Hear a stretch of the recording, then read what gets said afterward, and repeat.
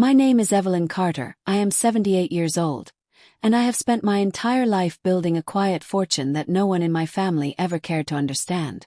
They only saw me as an old woman who had outlived her usefulness. The day everything came crashing down between me and my son Michael started with a cold plate of scraps shoved in front of me. His wife Sandra had dumped leftover pasta into a dog bowl. Yes, a dog bowl, and slid it across the table with a smirk. "Food is food, Evelyn. Don't be dramatic," she said, her voice dripping with cruelty. Michael sat there, eyes glued to his phone, refusing to meet my gaze as if my humiliation was invisible. My heart burned, but I said nothing. I swallowed my pride along with those cold, dry noodles. They thought they had broken me. They thought I had nowhere else to go. What they didn't know was that while they treated me like a beggar, they were drowning in debt to a bank that I secretly owned. That night, as I lay in the small corner of their house they called my room, I made a decision. Enough was enough. I picked up my phone, called an old friend and whispered, "It's time." What happened next would turn their smug smiles into screams. But let me take you back so you understand how this all began and why I had to teach them the most painful lesson of their lives. I wasn't always the frail old woman they see now. I was once a strong businesswoman who knew the value of hard work and loyalty. When my husband passed away 20 years ago, I took over our small savings and invested every penny. I built relationships with investors, bought shares quietly, and eventually became a silent partner in multiple companies. Among them was a bank. Ironically, the same one my son and his wife borrowed from to buy their house. But I never flaunted my wealth. I believed families should love each other for who they are, not what they have. That belief cost me everything when I moved in with Michael after selling my smaller house. First, they welcomed me warmly. Sandra would cook my favorite meals and Michael promised, "Mom, this is your home now. We'll take care of you." I wanted to believe him. For a few months things were calm, almost happy. I helped with the kids, cleaned up, and never asked for anything. But slowly little things changed. Sandra began sighing every time I asked a question. Michael started working late, or so he said, and avoided me. My presence became a burden. I felt it in the way Sandra slammed dishes into the sink and how she started leaving me out of family outings. One evening, I overheard them arguing in the kitchen. Sandra hissed, "Why is she still here? She's eating our food, taking up space. We can barely afford the mortgage." Michael replied in a hushed tone, "She's my mother. What do you expect me to do?" Sandra's voice rose, venom dripping. "I expect you to man up and make her leave. Or at least stop spending on her. She's old, she doesn't need much." My heart shattered into a million pieces. I wanted to storm in and remind them of every sacrifice I had made for them, but instead I went to my room quietly. That was the night I realized I was no longer seen as a mother but as a burden. The next morning, Sandra served me stale bread and cold tea while she and the kids ate pancakes with syrup. "Sorry, Evelyn, we're out of eggs," she said with a fake smile. I knew she was lying. I could smell the fresh eggs frying. My stomach churned, not from hunger, but from the sting of betrayal. Day by day they made me feel smaller. My clothes disappeared in the laundry, my toiletries were accidentally thrown away, and eventually they gave me that dog bowl. I held it in my trembling hands and thought, if my husband could see this, he would weep. Little did they know, I had already been preparing for the day I'd rise again. I had legal documents tucked away, hidden accounts they couldn't touch, and ownership papers that tied me to assets they depended on. They thought I was powerless, but they were the ones living on borrowed time. Their mortgage was overdue, and they had begged for an extension from the bank. They didn't know the final decision on their loan rested in my hands. I bided my time, pretending to be weak, while inside I grew stronger. I smiled at Sandra every time she insulted me because I knew what was coming. The more they tried to break me, the more determined I became to teach them a lesson they'd never forget. But I couldn't act too soon. I needed them to reveal just how low they could go. The breaking point came on a stormy night when I caught Sandra on the phone laughing with her friend. "We'll be rid of her soon. I'm not wasting money on an old hag. Once she's gone, we can finally breathe." She laughed so hard she didn't notice me standing in the hallway, my heart pounding with fury. That was the moment I decided tomorrow would be the day everything changed. Tomorrow they would wake up to a truth so devastating, it would leave them on their knees. And when the sun rose the next morning, I made one phone call that sealed their fate. What I did next would turn their world upside down and make Sandra's cruel smile vanish forever. Stay tuned, because what happened after that call is something you will never forget. If this story has gripped your heart so far, don't forget to like, comment, and subscribe so you don't miss the next part. The real storm is just about to begin. The morning after I made that call, the entire house was filled with tension, though they didn't know why. Sandra strutted around in her silk robe, sipping coffee as if she owned the world, while Michael sat at the table with his head buried in overdue bills. I could hear the faint whispers of their argument from the night before still lingering in the air. "What are we going to do if the bank forecloses on us?" Michael asked, his voice trembling. Sandra rolled her eyes. "We'll figure it out. Worst case, we ask your mom for money." "Oh wait, she's broke." They both laughed. That laugh cut through me like a knife, but I stayed silent, keeping my calm demeanor. Inside I was smiling. They had no idea the broke, old woman in front of them was the very person deciding whether they kept their roof or not. I sat quietly at the table, stirring my tea as if nothing in the world was wrong. Sandra looked at me and smirked. "Oh, Evelyn, we're running low on groceries. If you want something special, maybe you can contribute. Help us out." Her tone was dripping with sarcasm, and Michael didn't even look up from his bills. I took a slow sip and replied, "You'll have everything you need soon, Sandra." "Everything?" She laughed mockingly, thinking I had finally lost my mind. What she didn't know was that the call I made the previous night was to the CEO of the bank they owed money to, a man named Richard Dawson, an old friend from my business days. Richard respected me, not just as a shareholder but as someone who had saved his company years ago during a financial crisis. "Evelyn," he said when he answered, "it's been too long. What can I do for you?" I told him everything, about the mortgage, about the account under Michael's name, and most importantly about my decision. "Richard, I want the papers processed. Effective immediately." He hesitated. "Are you sure? This is your son." I closed my eyes, remembering the dog bowl. He stopped being my son when he allowed this abuse. "Process it." Richard didn't ask another question. He knew I was serious. That same afternoon, Michael received a call. I sat on the couch knitting as he picked up, his voice shaky. "Hello. Yes, this is Michael Carter." His face turned pale as he listened. "Wait, what? No, there must be a mistake. Please, we just need more time." Sandra stormed in, asking what was going on. Michael hung up and screamed, "They're foreclosing on us. The bank won't give us any more extensions." Sandra's jaw dropped. "What? Well, they can't do this to us." Michael kicked the coffee table in frustration while Sandra began pacing like a trapped animal. I kept knitting, a small smile tugging at the corners of my mouth. They hadn't yet realized the full extent of what was happening. That night, I overheard them plotting again. "We need to convince your mother to help us," Sandra said. "She has some savings somewhere, I'm sure. We'll manipulate her. Cry, beg, whatever it takes." Michael rubbed his temples, looking defeated. "You don't understand, Sandra. She doesn't have anything. She sold her house just to move here." Sandra scoffed. "Then she's useless to us." Those words burned into my soul, but they also gave me strength. They still thought I was powerless. Perfect. The next day I decided to play along. I offered to babysit the kids while they went out to figure things out. While they were gone, I made another call to Richard, instructing him to send over some paperwork, not to their address but to me. By evening, I had a thick envelope waiting in my hands. Inside were all the documents proving my ownership of the bank, and the official foreclosure notice with my signature as the final approval.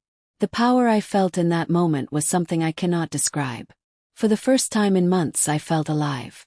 When Michael and Sandra returned, I was sitting at the dining table with the papers neatly laid out. "What's this?" Sandra sneered. I looked up at her, my eyes cold. "Your future." She laughed. "What are you talking about, old woman?" I slid the foreclosure notice toward her. "You've lost this house. And there's nothing you can do about it." Michael grabbed the paper, his face draining of color as he read. "Mom, what is this?" Sandra snatched it from him and screamed. "This can't be real. Who do you think you are too?" She froze when she saw the bank letterhead and my name at the bottom. Her voice cracked. You own the bank." I nodded slowly. "Every penny you owe is owed to me." The room fell silent except for the sound of Sandra's heavy breathing. She dropped the paper like it was burning her hands. Michael fell to his knees, tears pooling in his eyes. "Mom, please, we didn't mean to." I raised my hand to silence him. "You meant every word, every insult, every cruelty. And now, you'll face the consequences." Sandra tried to speak, but no words came out. She looked at me as if seeing me for the first time, not as a weak old woman, but as someone who held their fate in her hands. I stood up slowly, my voice calm but firm. "You fed me like a dog. Now watch as everything you built crumbles." I walked away, leaving them trembling in the living room. But my plan wasn't done yet. This was only the beginning. They had to learn that actions have consequences, and I was going to make sure they felt every bit of the pain they caused me. That night, as I lay in bed, I thought about what I had done. A part of me ached for my son. The little boy I once held in my arms was gone, replaced by a man who allowed his wife to treat his mother like trash. Still, my heart was firm. This was necessary. Sometimes the only way to teach people is through loss. The next morning, Sandra tried to act sweet. She brought me a cup of tea and smiled nervously. "Evelyn, maybe we can talk about this. Come to an agreement." I sipped the tea and replied, "No, Sandra. The papers are final." She bit her lip, her eyes filled with panic. Michael walked in, looking like he hadn't slept. "Mom, please, there must be something we can do." I stared at him, my eyes cold. "You should have thought about that before you let her treat me like garbage." The eviction notice was served that afternoon. Neighbors gathered outside, whispering as the officers posted it on the door. Sandra screamed at them. "You can't do this. This is our home." The officer shrugged. "Not anymore, ma'am." Michael stood frozen, watching his world collapse. And me. I stood on the porch, calm and collected, as they packed their things. They avoided my gaze, but I didn't care. They needed to feel this. They needed to understand. But this was not the end of their humiliation. Oh no, it was only the start. What I had planned next would make them regret every cruel word they had ever spoken to me. Because losing the house was one thing. Losing their dignity was another. What I revealed to them next would break them even more. And you, my dear listener, will not believe the storm that followed. The real twist is coming. Stay tuned for the next chapter because the game has just begun. If this story has kept you on the edge of your seat, make sure to like, comment, and subscribe so you don't miss the next chapter. The revenge is far from over. The day after they were served the eviction notice, the atmosphere in the house was like a funeral. Sandra's voice, once so loud and commanding, was now reduced to whispers. Michael walked around like a ghost, avoiding eye contact with me at every turn. They tried to pack their belongings quietly, but I could feel the resentment radiating from Sandra with every box she slammed shut. She was furious, and I could tell she was plotting something. But I wasn't afraid. I had already been underestimated once. Never again. As they packed, Michael came to my room. His eyes were red from crying. "Mom, I'm sorry." Those words, though long overdue, felt hollow. I looked at him and said softly, "Sorry doesn't erase cruelty, Michael. Sorry doesn't erase the nights I cried myself to sleep under your roof, the times I was treated less than human." He knelt at my feet, trembling. "Please don't do this to us. Sandra didn't mean it. We were just stressed." I placed my hand on his head. "Stress doesn't excuse disrespect. You had a choice. You chose her side. He sobbed quietly, but I didn't waver. Sandra, overhearing our conversation, stormed in like a raging bull. Oh, for heaven's sake, Michael. Stop begging her. She's enjoying this. Look at her, sitting there like a queen while we lose everything. Her eyes were wild. You think you've won, Evelyn. You think you're teaching us a lesson. This isn't over. I stood up slowly, my voice calm yet laced with steel. You're right, Sandra. This isn't over. Not for you. Because you have yet to understand what real loss feels like. The eviction day came. They left in humiliation, neighbors whispering behind curtains as the couple carried their bags to a small, dented car. Sandra turned to me one last time. Her face twisted with hate. You'll regret this, old woman. I smiled faintly. No, Sandra. You will. But as they drove away, a part of me, deep buried under layers of anger, ached. This was my son, my flesh and blood. Could I still love him after what he allowed? My heart told me yes, but my mind whispered no. The conflict tormented me, but I knew I had to stay strong. With the house empty, I moved back in. It was quiet now, too quiet.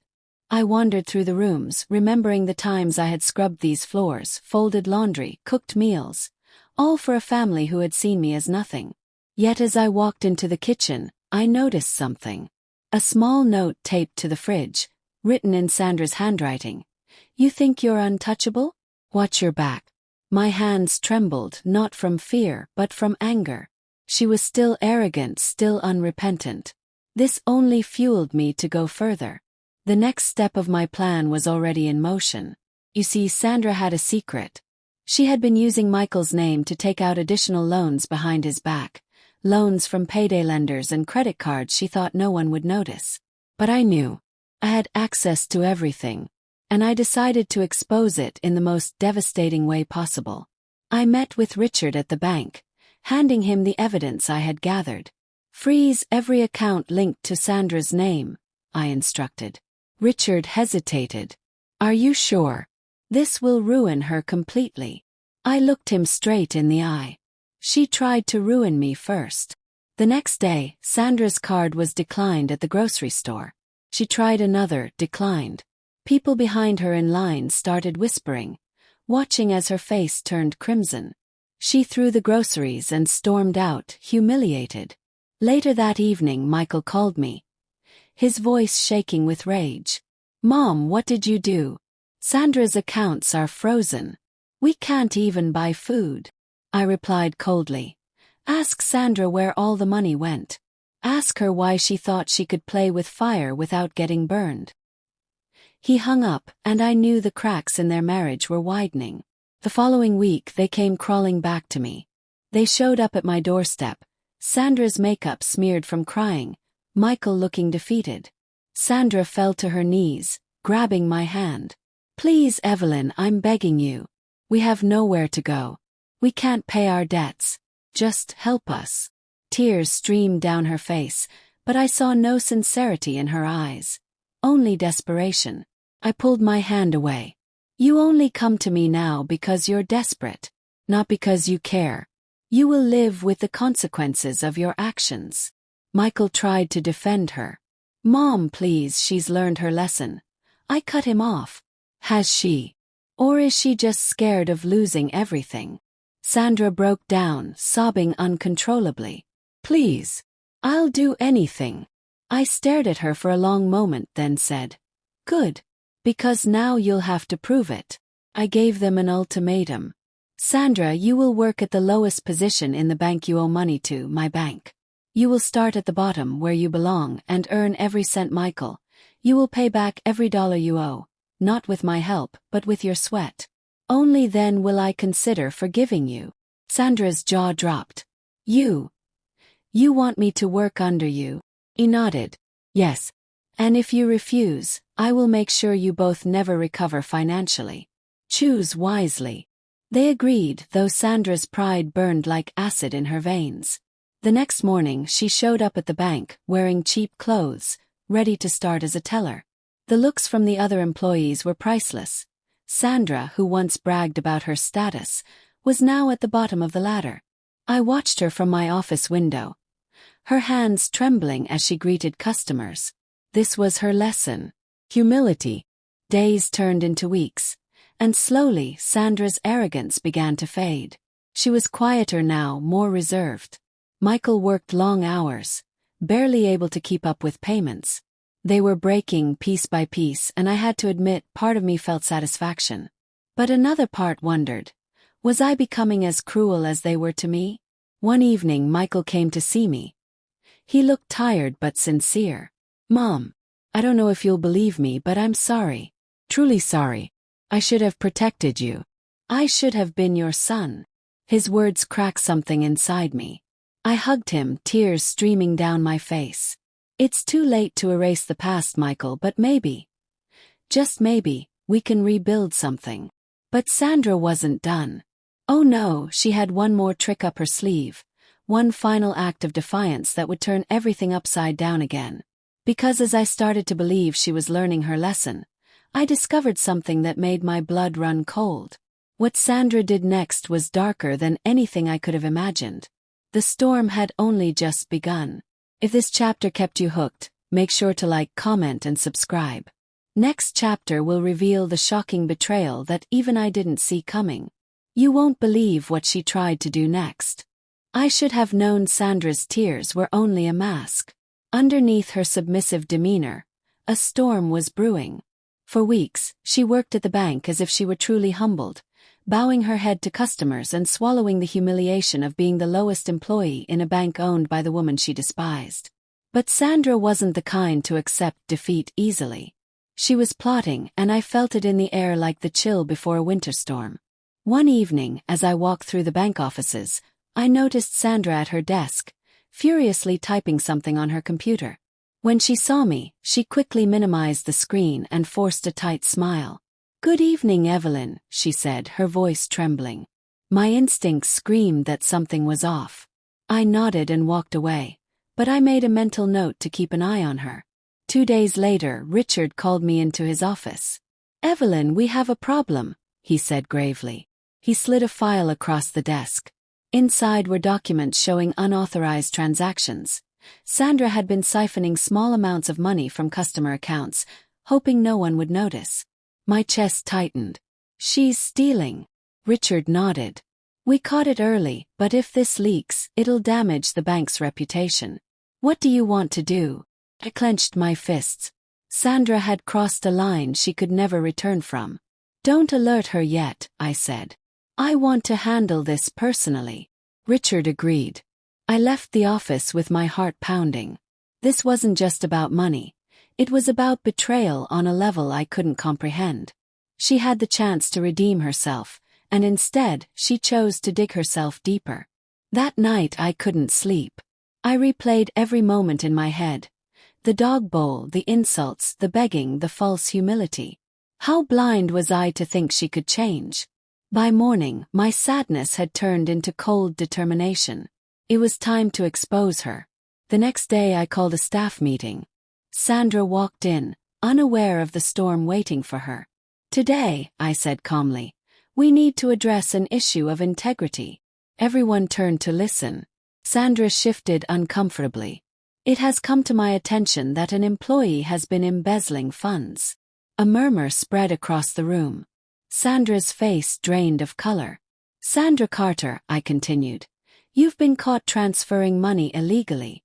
We have the evidence." Gasps filled the room. Sandra's lips quivered. "This is a mistake." I cut her off. "Save it. You've embarrassed yourself, this bank, and your family." Security escorted her out as she screamed. "You set me up. You witch." Her voice echoed down the hall, but I didn't flinch. This was the moment she needed to face the reality of her choices. Michael came to me that evening, devastated. "Mom, why? Why did you have to humiliate her like that?" I stared at him, my voice icy. "She humiliated herself. I gave her a chance to prove she could change, and she spat on it." Michael rubbed his face, torn between loyalty to his wife and shame at her actions. She's pregnant," he blurted out suddenly. My heart stopped. pregnant. The revelation hit me like a punch to the gut. I didn't know whether to feel pity or rage. And you think that excuses what she did? Yes. He shook his head. No. But please, Mom, don't destroy her completely. She's carrying my child. I closed my eyes, struggling with the weight of his words. This child was innocent, but Sandra was poison. Days later, Sandra disappeared. She didn't show up at work, didn't return Michael's calls. At first, I thought she had gone into hiding out of shame, but then Michael found a note on their motel room bed. It read, "If I can't take you down, Evelyn, I'll make sure you never see your grandchild. You'll pay for this." My blood ran cold. She was threatening me now, using the unborn child as a weapon. Weeks passed with no sign of her. Michael spiraled into depression, desperately searching for his wife. I wanted to tell him to let her go, but he was my son, and his pain was my pain. Then one evening, I received an anonymous message on my phone. A picture of Sandra with a group of dangerous-looking men and the words, "You'll regret everything." The following days were a blur of anxiety. I increased security at my home, hired private investigators, and kept my phone by my side at all times. Michael begged me to back off, saying, "Mom, you're making her worse." But I knew Sandra was capable of anything now. One stormy night, as lightning flashed across the sky, I heard a noise outside my window. I grabbed a flashlight and peered out, my heart pounding. There in the shadows I saw her, Sandra, standing in the rain, her eyes burning with hatred. She mouthed something I couldn't hear before vanishing into the darkness. The next morning, the police found a Molotov cocktail at the edge of my property. It hadn't ignited because of the rain. Sandra had tried to burn my house down while I was inside. That was the final straw. I handed all evidence to the authorities. A warrant was issued for her arrest. But Sandra was cunning. She fled, vanishing without a trace. Days turned into weeks, weeks into months, and she remained a ghost. Meanwhile, Michael was falling apart, torn between love for his missing wife and anger at her betrayal. And me. I stood firm, waiting for the day she would resurface. Because I knew she would. And I was right. One evening months later, I received a call from the police. "We've found her," the officer said. "She's in custody." She was caught trying to cross the border with forged documents. I felt a strange mix of relief and dread. The nightmare was almost over, but the damage she had done would take a lifetime to heal. The trial that followed was explosive. Sandra tried to paint herself as a victim, crying on the stand, blaming me for everything. But the evidence was overwhelming.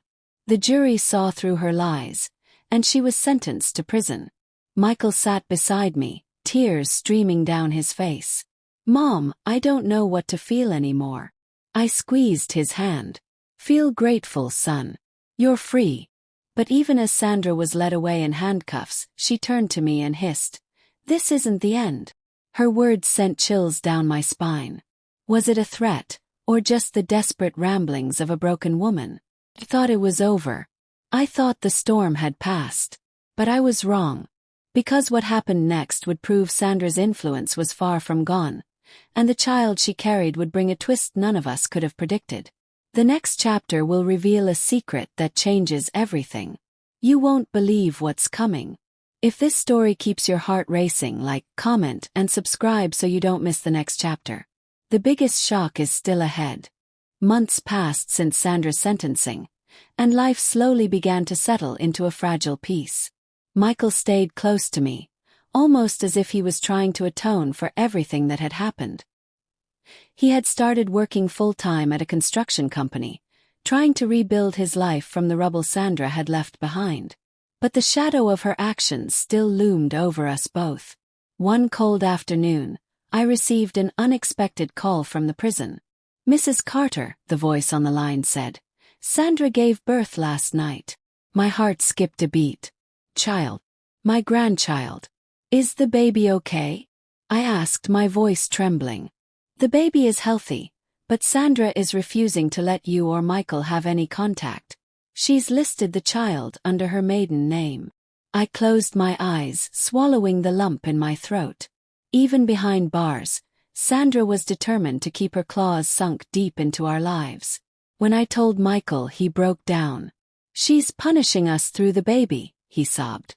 I hugged him, whispering, "We will fight for that child.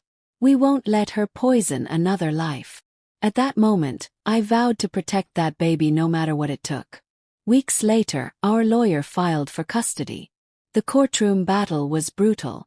Sandra sat there with a smug smile, clutching the baby as if it were a trophy. She accused me of being manipulative, controlling, even abusive.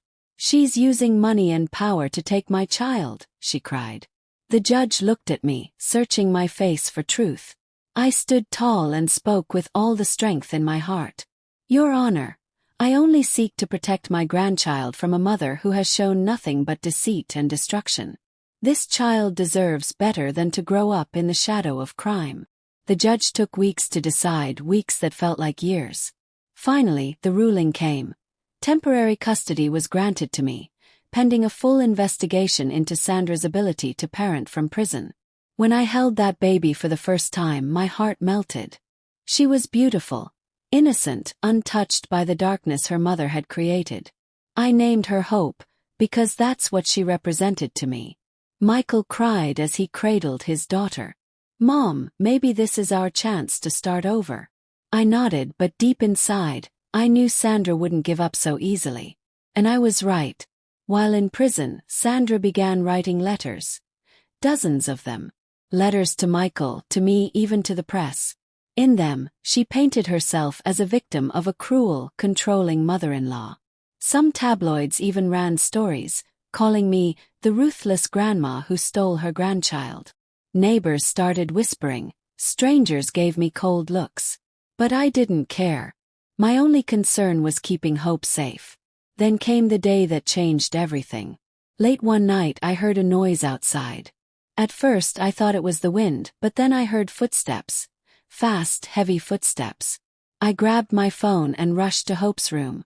She was sleeping peacefully, but as I looked out the window, I saw a figure running across the yard, disappearing into the trees. My blood turned to ice. The police arrived minutes later. They found footprints near the window and evidence of tampering with the lock. "Someone tried to break in," the officer said.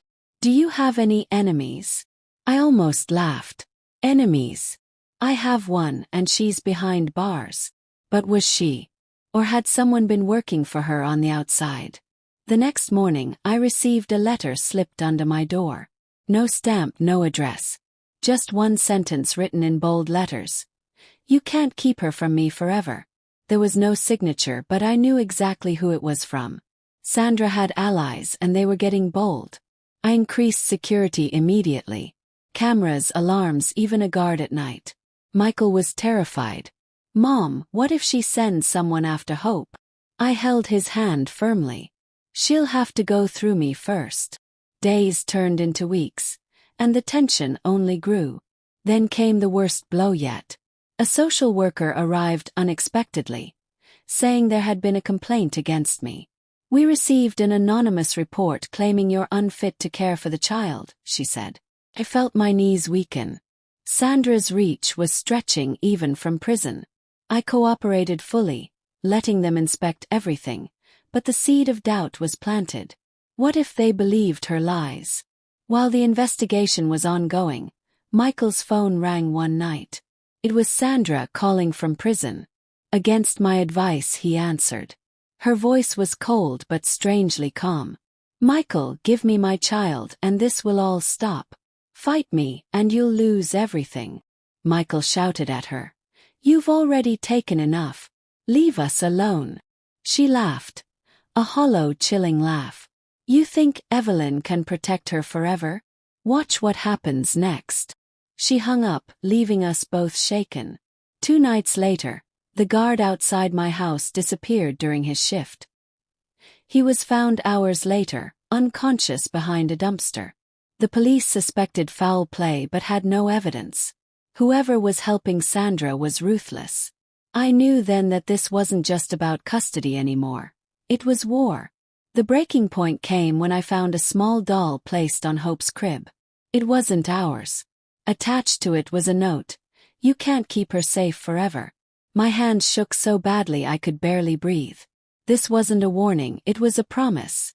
I decided it was time to go on the offensive. I contacted Richard and several powerful friends from my business network. I need to shut this down, I told them. Sandra has people working for her, and they're targeting my family. They agreed to help, using their resources to track whoever was aiding her. The investigation revealed something shocking. One of the prison guards had been smuggling messages and money for Sandra in exchange for bribes. He was arrested, but Sandra's influence was still strong. She was orchestrating chaos from behind bars, and the authorities couldn't fully stop her. Finally, I decided to take matters into my own hands. I arranged a meeting with Sandra in prison, face to face. She walked in, wearing her orange jumpsuit, her eyes blazing with hatred. "You came to see me," she sneered. "I thought you were too scared." I leaned forward, my voice low and steady.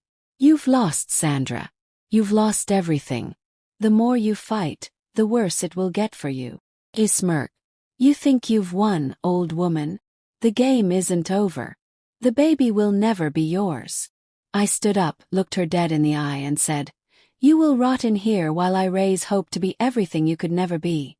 That's my promise to you." Her face twisted with rage as guards pulled her back.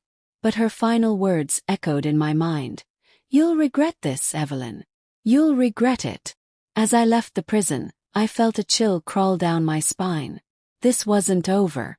Not by a long shot.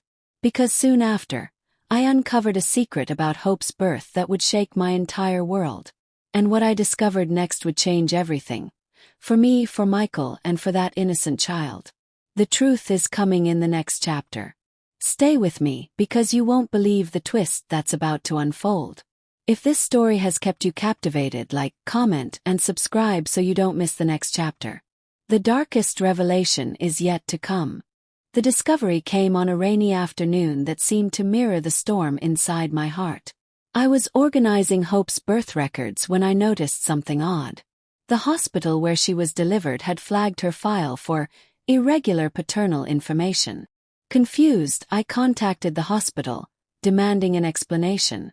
The doctor who delivered Hope called me back privately. His voice was hesitant. "Mrs. Carter, there's something you need to know. When we ran the standard tests, there were discrepancies. Genetic markers that didn't match Michael's profile." My breath caught. "What are you saying, doctor?" He sighed. "Sandra listed Michael as the father, but biologically, he isn't." The phone slipped from my hand. Hope wasn't Michael's daughter. The child I had been protecting so fiercely, the grandchild I thought was my son's flesh and blood, had another father. My heart ached not because of the child, she was still my angel, but because of the lie Sandra had woven so deeply. Called Michael to meet me. When I told him, he looked like someone had punched the air out of his lungs. No, Mom, that's impossible. Hope is mine. She has to be." I grabbed his hands. "Michael, listen to me. She's still yours if you choose her to be. Blood doesn't define love. But you need to know the truth." Tears streamed down his face as he whispered, "Who's the father then?" I had no answer, only speculation. But I was determined to find out. Digging into Sandra's past during the months before her arrest, I uncovered a name. Eric Lawson, a man with a criminal record who had been seen with Sandra several times. He was rumored to be part of the same network helping her from the outside. My investigator confirmed it. Eric had been visiting her secretly while she was pregnant, posing as her cousin. This was the man who fathered Hope. The revelation made everything more dangerous. Eric wasn't just a name, he was a threat. Reports suggested he was furious Sandra had been caught and blamed me for everything. He had ties to gangs and was known for getting what he wanted, at any cost. One evening while I was feeding Hope, a rock crashed through my window with a note attached. "She's mine. You can't hide her forever." My blood ran cold. I rushed to lock every door and window, holding Hope close. Michael called the police, but by the time they arrived, Eric was gone. The officer warned me. "This man is dangerous. You need to be extra careful. The next few weeks were a nightmare. I rarely slept, always on edge, waiting for the next move. Michael tried to stay strong, but I could see the fear eating away at him. He blamed himself for bringing Sandra into our lives, for letting her poison everything. "Mom, I should have protected you," he said one night. I hugged him tightly. "We protect each other, Michael. That's what family does." Despite the fear, I refused to live in hiding. I returned to work at the bank, managing my empire with an iron will. If Sandra and Eric thought they could break me, they were wrong. But their threats became bolder. One day, I found a photo slipped under my office door, a picture of Hope taken from outside her daycare. The message on the back read, "She'll be with her real father soon." My hands shook as I clutched the photo. This wasn't just intimidation anymore. It was a promise of action. I immediately pulled Hope out of daycare and hired 2 private security guards to watch over her around the clock. Michael was furious. "We need to end this, Mom. We can't keep living like this." He nodded. "We will. But not by running. By fighting back." I went to the police again, demanding they take action. They launched an investigation into Eric, tracing his movements. Meanwhile, I had my own plan. Using my business connections, I set up a trap. I leaked information suggesting that Hope would be at a specific location, heavily guarded but accessible enough to tempt him. As expected, Eric took the bait. The night of the trap, my heart pounded like a drum.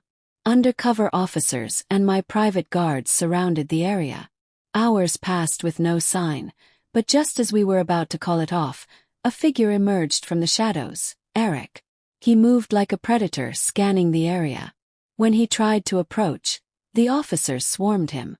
There was a struggle, but they managed to arrest him. As he was dragged away, he shouted, "This isn't over, Evelyn. You can't keep her from me forever." With Eric behind bars, I finally felt a small sense of relief. But Sandra still held power, even from prison. When she learned of Eric's arrest, she sent me a letter filled with venom. "You think you've won. The game is far from over. I have people everywhere." I burned the letter, refusing to let her words haunt me any longer. Life began to stabilize again. Hope started walking, her laughter filling the house with warmth I thought I had lost. Michael found strength in fatherhood, raising her as his own despite the truth about her parentage. For a moment we tasted peace. But it didn't last. 3 months later, Sandra filed an appeal from prison, demanding custody of Hope. The audacity made my blood boil. The court date was set, and the battle lines were drawn once more. She hired a ruthless lawyer, claiming she had reformed and wanted to be a mother to her child. I knew it was a lie, but the court had to listen. The trial was tense, with Sandra painting herself as a victim. She cried, begged, and played the perfect act of a mother who just wanted her child. Her lawyer attacked me, calling me a manipulative old woman using wealth to control a child who wasn't even biologically my grandchild. The judge looked torn, the courtroom filled with whispers. When it was my turn, I stood tall, holding Hope in my arms. "Your Honor," I said, my voice trembling with emotion, "this woman has lied, stolen, and endangered lives. She has threatened me, tried to burn down my home, and used this child as a pawn. She does not deserve to raise Hope. Do. Not because I have money, but because I have love, and that's something she's never shown." The judge deliberated for hours. Finally, he ruled in my favor. Sandra screamed as she was dragged out, her face twisted with hatred. "This isn't over, Evelyn. I swear it's not over." Her voice echoed in my mind long after the courtroom emptied. Even with the victory, I knew the war wasn't truly won. Sandra's threats were real, and her connections outside were dangerous. The peace we found was fragile, like glass that could shatter at any moment. And then, just when I thought things were calming down, I received a call that froze me in place. It was from the prison. Sandra had escaped. The nightmare had returned. What she did after her escape would be more terrifying than anything we had faced before. Stay tuned for the next chapter, Because Sandra is coming, and she's bringing hell with her. If this story has your heart pounding, like, comment, and subscribe. The most dangerous chapter is next. The news of Sandra's escape ripped through our lives like a hurricane. The warden's voice on the phone was trembling when he said, "Mrs. Carter, I regret to inform you that Sandra Carter escaped during a prison transport last night. We believe she had outside help." My heart stopped. I clutched Hope tightly, feeling her tiny heartbeat against my chest. Michael stood frozen, his face pale as snow. "Mom, what does this mean for us?" he whispered. Could barely speak. "It means she's coming." From that moment, our home transformed into a fortress. Security guards doubled, cameras were upgraded, and we lived under constant surveillance. Still, fear slithered into every corner. Every creak in the house made me jump. Every shadow outside looked like her. Days passed with no sign, yet the tension grew thicker. Sandra was out there somewhere, and I knew she wouldn't stay quiet for long. One evening, as the sun dipped behind the trees, a package arrived at the gate. No return address. Inside was a single baby shoe, Hope's size, and a note that read, "You can't protect her forever. She belongs to me." I felt the ground sway beneath me. The guards swore they hadn't seen anyone deliver it. Whoever helped Sandra was skilled and bold. Michael grabbed the shoe, his hands trembling. "Mom, she's watching us. She's close." That night I barely slept. Around midnight, Hope began crying uncontrollably. I rushed to her room, only to find the window slightly open. My heart nearly stopped. I searched the house frantically, but there was no one inside. When the police arrived, they found footprints leading away from the house into the woods. The prints vanished near the road. Sandra had been here, watching, waiting. The next morning I received a call from Richard. "Evelyn, you need to move to a safe location. This woman is dangerous. She has nothing to lose." But I shook my head. "If I run, she wins. I won't live in fear." Richard sighed. "Then at least let me provide more protection." I agreed, though deep inside I knew this wouldn't stop Sandra. She was like a storm. You could prepare all you wanted, but when it hit, you could only pray to survive. 2 days later, Michael went missing. He had gone to the grocery store and never returned. His car was found abandoned by the roadside, the driver's door open, keys still inside. Panic ripped through me. I clutched Hope, my hands shaking uncontrollably. The police launched a search, helicopters buzzing overhead, officers combing the area. Hours felt like days until my phone rang. A distorted voice hissed through the line. "Evelyn, if you want to see your son again, bring Hope to the place where it all began." Alone. My breath caught. "Sandra, if you hurt him," she laughed, a chilling sound. "You have 12 hours. No police. Or he dies." The call ended, leaving me in a spiral of terror. I knew exactly where she meant. Michael and Sandra's old house, now abandoned. It was where this nightmare began, where she first treated me like nothing. My guards begged me not to go alone, but I had no choice. I packed Hope in her carrier, my heart pounding with every step. As I drove, memories of that house flooded my mind. The cold meals, the dog bowl, the insults. And now I was walking into the lion's den. The house loomed ahead, dark and silent. I stepped inside, clutching Hope close. The floor creaked under my feet. "Sandra!" called out, my voice echoing. "I'm here. Let my son go." A shadow moved in the hallway. Sandra emerged, disheveled, her eyes burning with madness. She held a knife in one hand and dragged Michael behind her with the other. His hands tied, mouth gagged. "You took everything from me," she hissed. "My freedom, my child, my life. Now I'm taking back what's mine." She lunged toward me, but I stood my ground. "Sandra, listen to me. Hope is not a weapon. She's a child. Don't do this." Her face twisted. "She's mine. You can't have her." I tried to reason with her, but she was too far gone. The madness in her eyes was terrifying. She raised the knife, and in that moment I thought it was the end. But Michael broke free, tackling her to the ground. The knife clattered across the floor. I grabbed Hope and ran to the door as police sirens wailed in the distance. They had tracked my phone despite Sandra's threats. Sandra screamed as officers stormed the house. "She's mine! She's mine!" They wrestled her to the ground, handcuffing her as she kicked and spat. "You'll regret this, Evelyn," she howled as they dragged her away for the second time. Michael collapsed in my arms, shaking. "Mom, I thought I was going to die." I held him close, whispering, "You're safe now. We're safe." But even as Sandra was taken back into custody, I knew this wasn't the last time we'd hear from her. She had escaped once, she could do it again. Yet I also knew something had changed.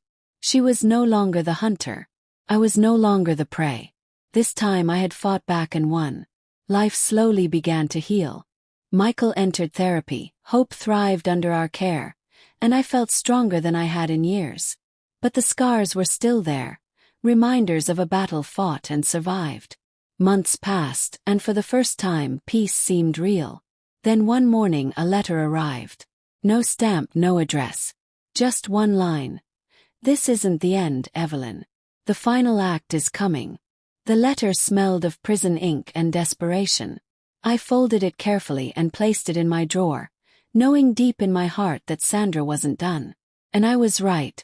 Because what she orchestrated from prison next would shake my life to the core and force me to make the most painful decision of my life. The final battles are approaching. Next chapter will reveal the beginning of the end. Stay with me, because you haven't seen the last of Sandra's madness. If this story has kept you at the edge of your seat, like, comment and subscribe. The storm's final wave is coming. The prison walls didn't cage Sandra's hatred. If anything, they fueled it. Weeks after her second arrest, strange things began happening around me again. My security detail reported suspicious cars parked near my house at night. A package arrived at the bank with no sender. Inside was a single strand of baby hair tied with a red ribbon. My blood ran cold. She was still pulling strings from behind bars. I tried to convince myself it was an empty threat, but my gut told me otherwise. Sandra had allies, people willing to do her bidding. I intensified the security again, installing even more cameras and hiring undercover guards who blended into my staff. Michael wanted to move away, to start over somewhere far, but I refused. "We can't keep running, son," I said firmly. "If we run, she wins. We face this." He nodded, though his eyes were filled with worry. One evening, I came home to find my living room window shattered. My guards swore they saw no one, yet a note sat on the couch. "The final act is coming, and you'll never see it coming." I burned the note, but not the fear it planted in my heart. That night, I barely slept, clutching Hope close while the rain pounded against the roof. The next morning, I received a call from the warden. "Mrs. Carter, you should know that Sandra has been making connections in prison. Dangerous ones. She's part of a gang now. She's untouchable inside." My stomach turned. Sandra had found power even where she was supposed to be powerless. The warden warned, "Whatever she's planning, she has help." The tension became unbearable. Even with guards and security, I felt like prey being stalked. Michael tried to stay strong, but I could see the cracks. "Mom, maybe we should disappear for a while. Change our names, leave everything." I shook my head. "No, Michael. This is our life. We fight for it." Then it happened. One quiet afternoon, while I was in the kitchen, I heard a loud crash from the garage. My heart jumped. I grabbed Hope and rushed to my panic room, locking the door. Through the security cameras, I saw two masked men breaking into the house, armed with crowbars. They were tearing through rooms, looking for something, looking for us. My hands shook as I dialed the police. "Stay hidden, stay quiet," I whispered to Hope, rocking her gently as she whimpered. The men stormed the house, overturning furniture, shouting at each other. "She has to be here. The boss wants the baby." "A boss, Indra." My heart pounded harder. They tried the panic room door, pounding on it violently. I held Hope close, whispering prayers. Minutes felt like hours until the distant sound of sirens grew louder. The men fled before the police arrived, leaving behind a spray-painted message on my wall. "We'll come back." The officers urged me to relocate, but I was done being hunted. "No," I told them. "Strength isn't running, it's standing your ground." However, I did agree to move Hope to a safer location temporarily, under the care of trusted friends, until things settled. It tore my heart to let her go, but her safety came first. The following week, the investigation led to one of the intruders being caught. Under interrogation, he revealed Sandra had offered him money and protection if he brought her the child. The police tightened her restrictions in prison, but they admitted she still had reach. "She's like a spider," the detective said. "Cut one thread, she spins another." During this chaos, I received an unexpected ally, Eric Lawson's sister Maria. She came to me one evening, trembling. "Mrs. Carter, I know what Sandra is doing. Eric's gang was helping her, but he's done with her. He told me everything before cutting ties. Sandra is planning something big, something involving the court." I raised an eyebrow. "The court?" Maria nodded. "She's found a way to challenge custody again, claiming the break-in proves you can't keep Hope safe. Sandra's plan was cunning. She wanted to twist the attack, her own doing, into evidence against me. I prepared for the new hearing, knowing this would be the most important battle yet. My lawyers gathered evidence, the police backed my case, and Maria agreed to testify. The courtroom was tense. Sandra entered in shackles, but her eyes gleamed with wicked confidence. She played her part perfectly, crying about being a mother who just wants her baby back. Her lawyer argued I was unfit to keep Hope safe, pointing to the break-in. When it was my turn, I stood and spoke from my soul. "Your Honor, the only danger to Hope is Sandra. She orchestrated everything, including that attack. I have witnesses, have evidence. She doesn't want to raise Hope, she wants to use her." Maria testified, revealing Sandra's gang connections and threats. The judge's face hardened. Sandra's act crumbled under the weight of truth.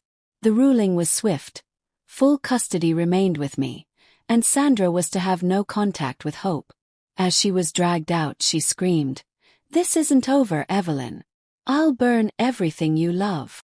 After the hearing, I hoped this was the end. But Sandra's words haunted me. Even locked up, she was a storm waiting to break free. Weeks later, my worst fear came true. A prison riot broke out, and during the chaos, Sandra disappeared again. This time she didn't leave threats. She didn't send letters. She vanished completely. And that silence was more terrifying than her screams. One night, I came home to find my front door ajar. The guards were unconscious. My heart nearly stopped. Inside, the lights were off, the house eerily quiet. I whispered Hope's name, but she wasn't there. Then I heard it, a laugh soft and sinister, coming from the shadows. Sandra stepped forward, a knife glinting in her hand. "Hello, Evelyn. Did you miss me?" The final confrontation had begun. What happened in that house next would decide everything. Who lived, who died, and who would win this war once and for all. Next chapter will reveal the most dangerous night of my life. Stay tuned because the final showdown is here. Like, comment, and subscribe. You won't believe how this ends. The moment I saw Sandra standing in my living room, knife in hand, time seemed to slow. Her hair was wild, her face gaunt, and her eyes burned with a kind of hatred that chills your soul. She grinned, tilting her head. "You look surprised, Evelyn. Did you really think you could hide behind your walls forever?" My voice trembled, but I stood my ground. "Where is Hope?" Sandra's smile widened, cruel and mocking. "Safer for now. But not with you." My knees almost buckled. "What have you done with her?" I demanded, my voice rising. Sandra laughed, a sound that made my stomach turn. "She's with someone who actually loves her. Not some bitter old woman who uses money to control everyone." Every instinct screamed at me to lunge at her, but I stayed still, buying time. "Sandra, you don't love that child. You're using her. You've always used her. Her smile faltered for a brief second, but she quickly regained her venom. No, Evelyn. You're the one who uses people. You used Michael and now you've stolen my daughter. Tonight I'm taking back what's mine. And I'll make you watch. I glanced toward the staircase, where I knew one of the guards was regaining consciousness. Sandra noticed and waved the knife. Don't even think about it. One wrong move and you'll regret it. The standoff was suffocating. I tried to keep her talking to keep her distracted. Sandra listened to me. You're destroying yourself. Think about Hope. Think about the life she deserves. Her face twisted. She deserves a life with her mother. Not you. You've poisoned her against me. I took a cautious step forward. Hope is just a baby. She doesn't even know what's happening. But she knows love, and she's never felt that from you. Sandra snapped, lunging at me with the knife. I dodged, adrenaline pumping through my veins. We struggled, the blade glinting under the dim light. I felt it graze my arm, but I held on, fighting with every ounce of strength I had. The guard stumbled in, trying to intervene, but Sandra slashed at him, forcing him back. She was like a cornered animal, vicious and desperate. Michael burst through the door seconds later, his eyes wild with fear. "Mom!" he shouted, charging at Sandra. The knife flashed, and Michael cried out as it nicked his side, but he kept going, tackling her to the floor. The knife skittered across the room. I grabbed it, holding it tightly. Sandra screamed and thrashed, clawing at Michael. "Let me go. She's mine." I stood over them, my hands trembling as I pointed the knife at her. "This ends tonight, Sandra." She froze, her eyes wide. For the first time I saw fear in them. "Do it," she spat. "Kill me. That's what you want, isn't it?" My grip tightened, but I shook my head. "No, I'm not like you. You'll face justice for everything you've done." The guards restrained her as the police stormed in, guns drawn. Sandra was dragged away, kicking and screaming. "You'll regret this, Evelyn. You'll never be safe." Her voice echoed through the night as they forced her into the squad car. Michael collapsed into my arms, bleeding but alive. "Mom! Hope!" he gasped. The police assured us they had located the accomplice who had been hiding her. Moments later, an officer carried Hope inside, wrapped in a blanket, unharmed. Tears streamed down my face as I held her close. "You're safe, my angel. You're safe." Sandra was placed in a maximum security facility with no chance of parole. This time there would be no escape, no outside help, no more terror. Still, the scars she left behind ran deep. Over the next weeks, we focused on healing. Michael recovered from his injury, and Hope brought laughter back into our lives. For the first time in months, I felt peace slowly returning. Yet Sandra's words haunted me at night. "You'll never be safe." One evening, as the sun set, Michael sat beside me on the porch. "Mom, do you think she'll ever stop?" I took a deep breath, staring at the horizon. "She's behind bars where she belongs. She can't hurt us anymore. But even if her shadow lingers, we'll face it together." He nodded, squeezing my hand. Just when I thought everything was finally settling, a lawyer arrived at my door with shocking news. Sandra had left a will.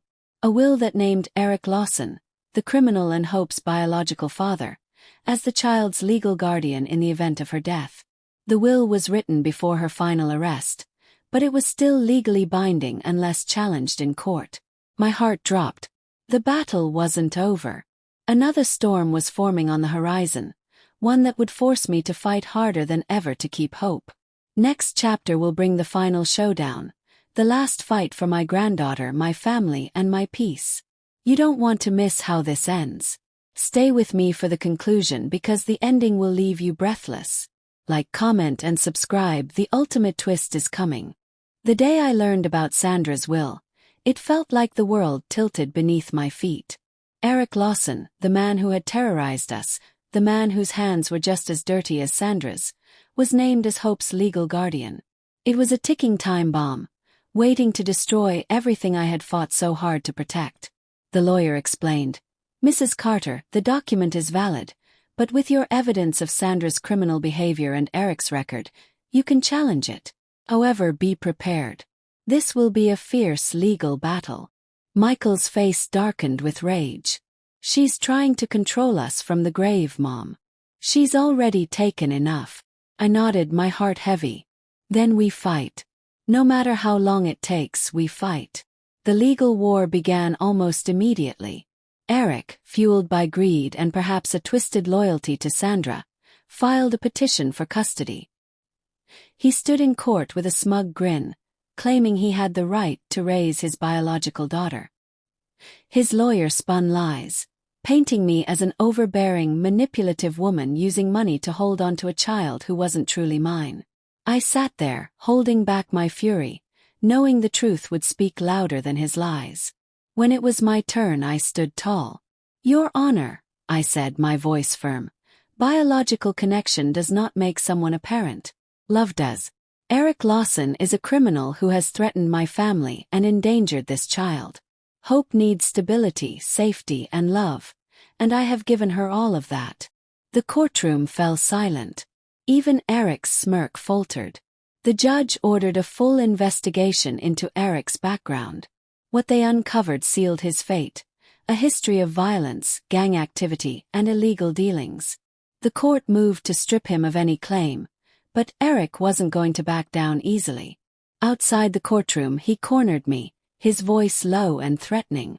"You may have one in there, but I'll get her one way or another." I stared him down. "Try, and you'll regret it." The threats didn't stop. Days later, my security cameras caught Eric lurking near the property. The police arrested him on the spot for violating a restraining order, and this time he wasn't getting out. The court expedited the process, granting me full and permanent custody of Hope. When the judge made the final ruling, I broke down in tears, holding Hope close. Michael hugged us both, whispering, "It's finally over." Sandra's reach, her allies, her threats, they were all silenced. She died months later in prison during an altercation with another inmate. The news brought me no joy, only a bittersweet sense of closure. Eric remained behind bars, facing charges that would keep him locked away for decades. The storm that had haunted our lives had finally passed. Life slowly returned to something resembling normal. Hope grew brighter and stronger with every passing day, her laughter filling the house like sunshine after rain. Michael rebuilt his life, working hard and cherishing every moment with his daughter. As for me, I finally felt peace settling into my bones, a peace I thought I'd never find again.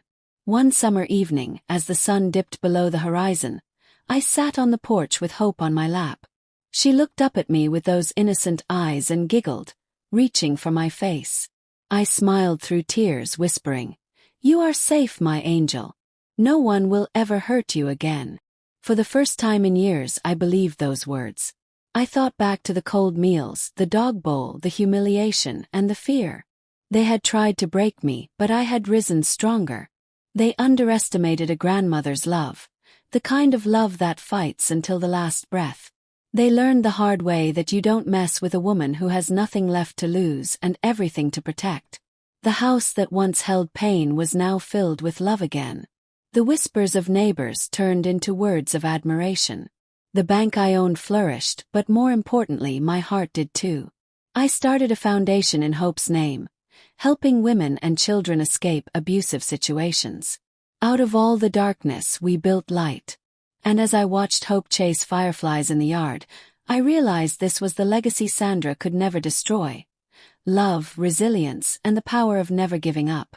To anyone listening, remember this. Never let anyone convince you that you are powerless. Even in your darkest moments, strength hides in the cracks, waiting to rise. Protect what's yours, stand tall against evil, and never stop fighting for what you love. Because in the end, good doesn't just win, it endures. Thank you for staying with me through this journey. If this story touched your heart and kept you on the edge of your seat, don't forget to like, comment, and subscribe. Your support means the world. And remember, no storm lasts forever, because after every storm, the sun always rises.